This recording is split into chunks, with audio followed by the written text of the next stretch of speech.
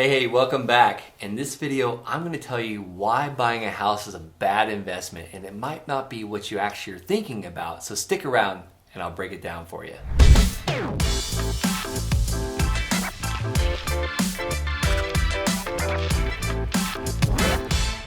All right, I'm going to break it down for you in a couple points here. So first today, I'm going to ruffle some feathers, and I'm going to be completely controversial with what a lot of people think is why a house is a bad investment. And stick around to the end and I'll tell you some of the only ways I think it might actually be a good investment and what I would do. So obviously I'm known as the land guy. So me talking about houses is obviously I'm going to tell you it's a bad investment. And I hate houses because when you buy a house that you live in, you are actually losing money every single month. Think about it. You might completely be disagreeing with me, but think about this. You spend money on maintenance. You spend money to repair the roof, to paint it, to clean it, to pay your mortgage, to pay your insurance, to pay your taxes. And how much money are you getting every single month by living in this house? Nothing. Nothing whatsoever. You're living in the house. It's taking money out of your pocket every single day. So Robert Kiyosaki says this: if money is coming out of your pocket every month, that's a liability. If money is coming into your pocket every month, that's an asset. So you might be one of those people sitting in a seller's market right now saying, no, that's not true, Brent. I'm sitting in my house and my house just appreciated over $100,000 in the last 12 months. So how is that a bad investment? Here's the thing. It's appreciating.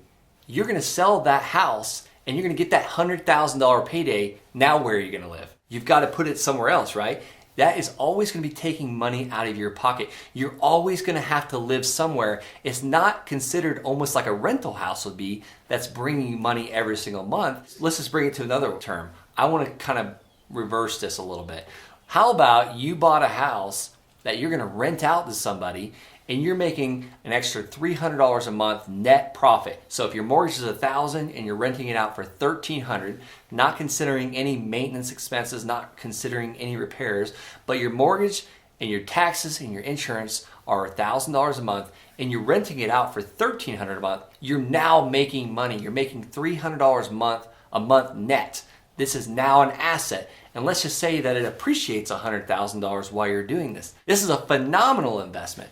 This is why I say that buying a house, buying a home to live in is a bad investment. Before I get into a story and my ideas on why a house might be a good investment, I want you to go ahead and just drop a comment in the comments and tell me why you disagree or why you agree with me. This is extremely controversial, so I know I'm going to get some haters. I'm going to get some backlash for this, but just send it to me. I'll share the love. I hug my haters, and you're not going to offend me, I promise. So I want to talk to you about a house that I actually purchased in 2007, and I kept this house all the way up until 2020. My mortgage was roughly $750 a month, and I rented this thing out for $900 a month. So not a bad deal, right? $750 mortgage that included my principal, my interest, my taxes, and my insurance.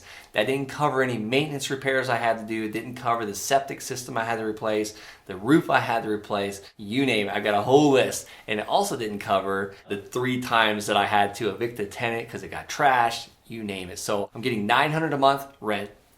I only pay $750 a month on the mortgage. Not a bad deal, right? So that's about $150 a month net. Well, each time I had to do one of these massive capital expense repairs like the roof, the septic system, the tenant trashed it, took money out of my pocket. So let's fast forward from 2007 to 2020.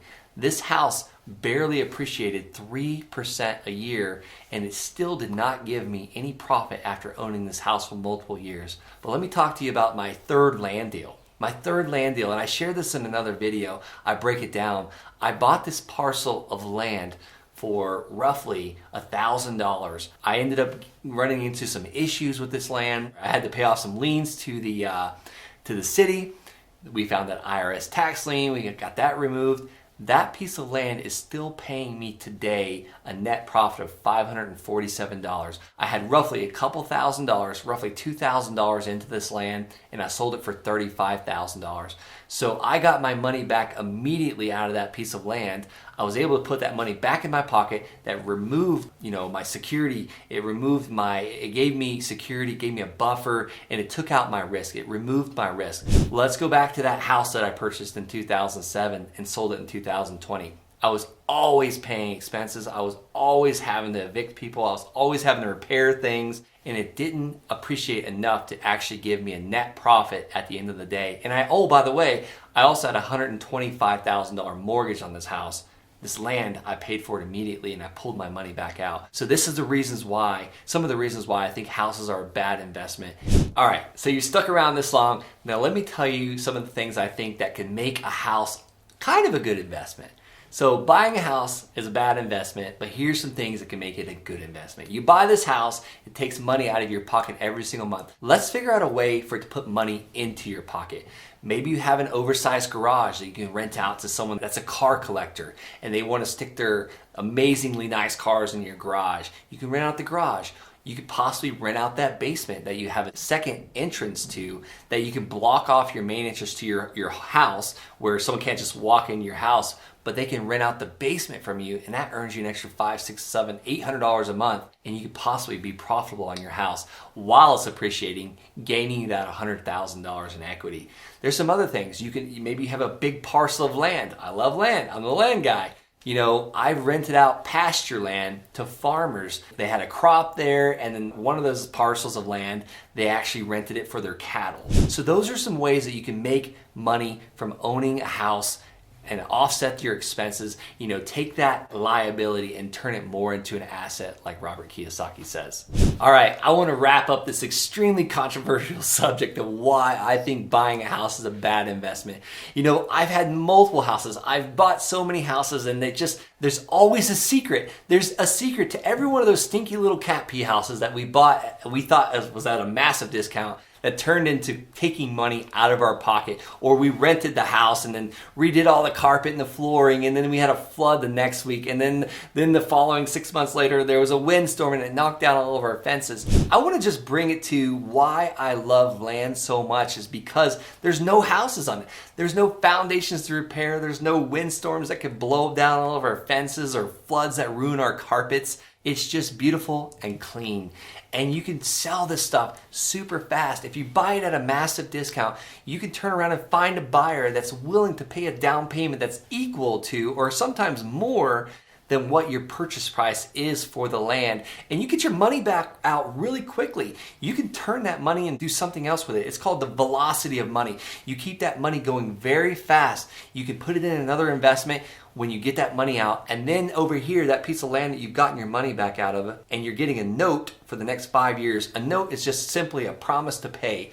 A person is promising to pay you for this piece of land for the next 5 years, hopefully at an interest rate, and you can rinse and repeat this and continuously do this by pulling your money back out. And if you heard me right, I'm not talking about going and pulling out massive amounts of debt to like it takes to buy a house. We just bought a house, we just moved, we spent almost $500,000 on a house, on a mortgage, on a piece of land. I'm not going out and getting a mortgage. I'm not getting debt. I'm not putting my finances at risk. I'm not having to personally guarantee this thing for the rest of my life. And I want to talk about one more thing before I wrap this up. Mortgage. Mort means death. Gage means term. You're signing up for a death term every time you take out a mortgage. So I'll leave you with that to think about.